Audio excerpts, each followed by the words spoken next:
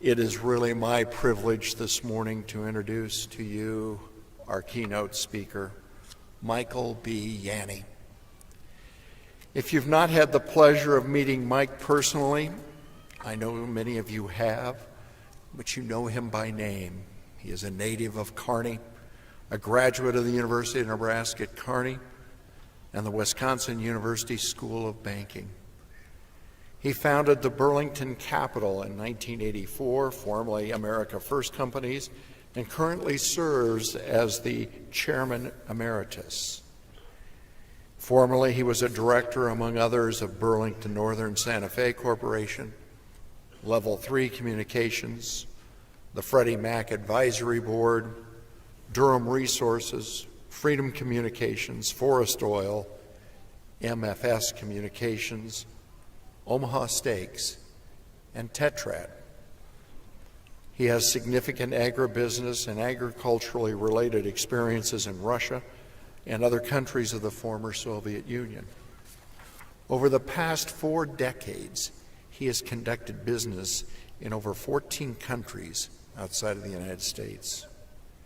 It's been said of Mike and his wife, Dr. Gail Walling Yanney, that they believe success is not measured in what you have collected, but what is given. And give they continue to do their time, energy, and resources for the benefit of numerous civic and community endeavors, especially focusing on the arts, health, and education. Kearney's Yanney Heritage Park is a very visible example of their success and their interest. With features that include a lake, observation tower, playground, splash ground, 4-season shelter, an amphitheater, and the latest and greatest Gardens at Yanney.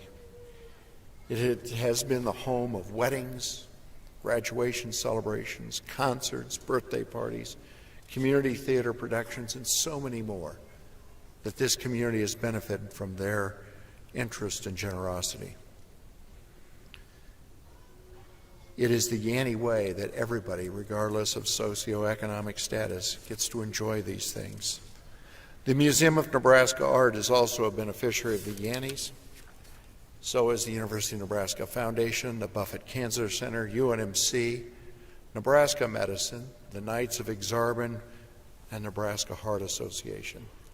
They have helped literally thousands of children from disadvantaged families through a program of Partnership for Kids, a mentorship program which they established.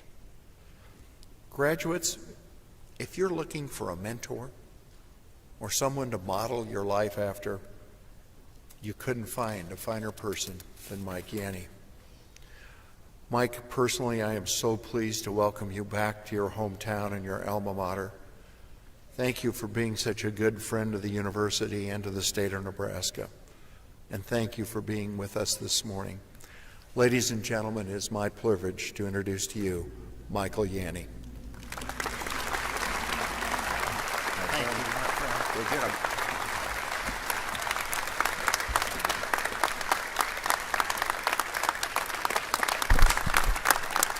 Thank you.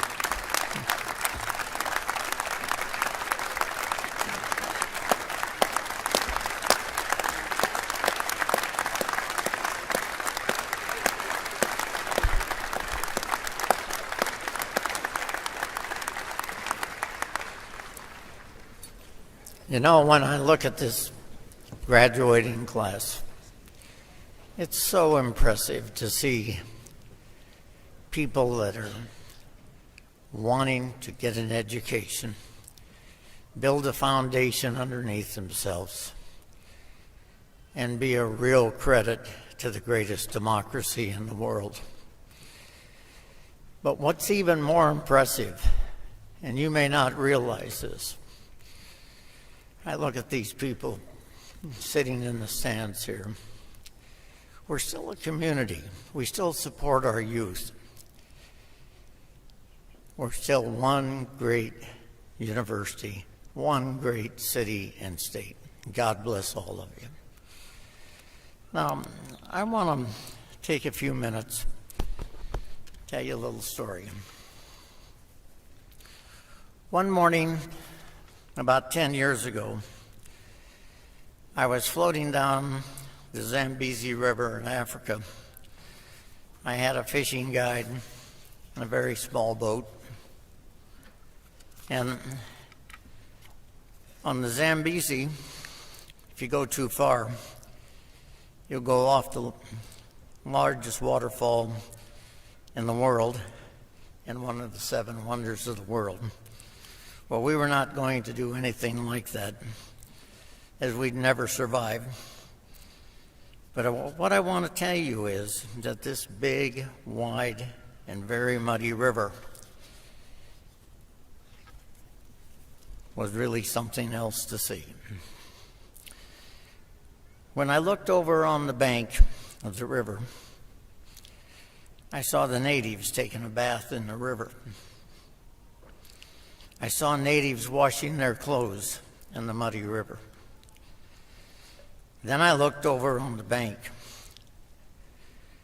and I saw these little huts with no electricity, no pure running water. Think of that. Let's all think about that as we sit here in Kearney, Nebraska. Now, my mother and her family came to the United States when she was 10 years old. They traveled 26 days across the Mediterranean and the Atlantic Ocean from Beirut, Lebanon, to Ellis Island in New York, ultimately settling in Kearney, Nebraska. My father and his family for some time lived in a one-room sod house in Buckeye Valley, just north of Gibbon, Nebraska.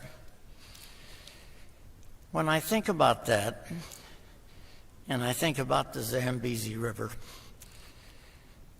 I kept saying to myself, what if I were born there on the Zambezi? How would I ever get out of there? I had nothing to do with picking my parents. I had nothing to do with picking what country I was born in. Now, why am I telling you this? Because we tend to forget how incredibly lucky we are. It is so easy for us to forget the responsibility that goes with what God has given to us. We still have the greatest democracy in the world, and believe me, Nebraska is still a fabulous place to have a family and to have a career, and we are lucky to live here. My mother told me when I was graduating from this college, think of this, 1955, that I'd never have a problem making money. But she wanted me to know and to be focused on how can I help other people and really make a difference in my community. Maya Angelou was a beautiful friend of mine. She said it quite well. I've learned that people will forget what you said. People will forget what you did, but people will never forget how you made them feel. All of you have gotten an incredibly fine education at a great center of excellence. As you develop your career, let's be thinking about how we can support our communities and help people that need your guidance. My generation has experienced the most technological change in the history of mankind. But let me tell you, your generation in the next 10 to 20 years will make shambles out of that rate of change.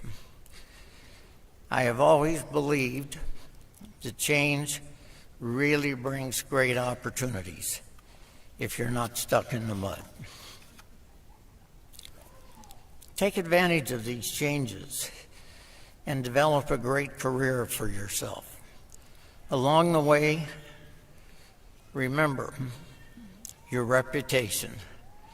Your reputation is priceless, and don't ever sacrifice it.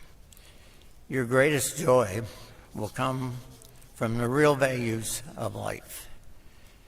And as you transition into your career, put a priority on the real values of life. They center around ethics, integrity, honesty, and being credible. Have a strong work ethic and at the same time find ways to make it fun. In a good way, be opportunistic and keep in tune with the rapid rate of technological changes. And don't expect to have luck just fall into your lap. Luck comes for those who work hard and keep their eyes open for growth in your career. But I want to emphasize that the thrust of my decision or my discussion is not just on making money. It is heavily oriented to giving back to people in need and to community projects that improve the quality of life. There has never been a time in the history of our nation where there has been more good jobs available. But that isn't because we are simply the United States of America. It is because we still have a great spirit of working together and improving our nation and our local community. We will place a high emphasis and still place a high emphasis on education and research. It is really exciting to see that the quality of this class is so good and to know that you are capable of making a really positive impact. Winston Churchill said it quite well. We make a living by what we get. We make a life by what we give. And let me make a closing comment. Ask not what your country can do for you. Ask what you can do for your country.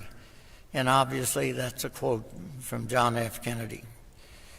I want to close with one comment. You really have a great chancellor. If you take a look at this campus today and try to visualize what was here in 1955 when I graduated, it's incredible. And the leadership from the Board of Regents and from Doug Christensen is just unparalleled. God bless all of you.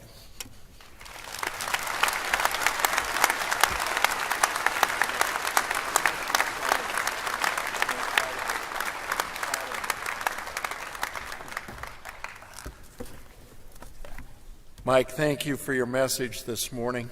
It's wonderful. On a rare occasion, we present individuals with the Chancellor's Medal. I'd like to present that to you this morning.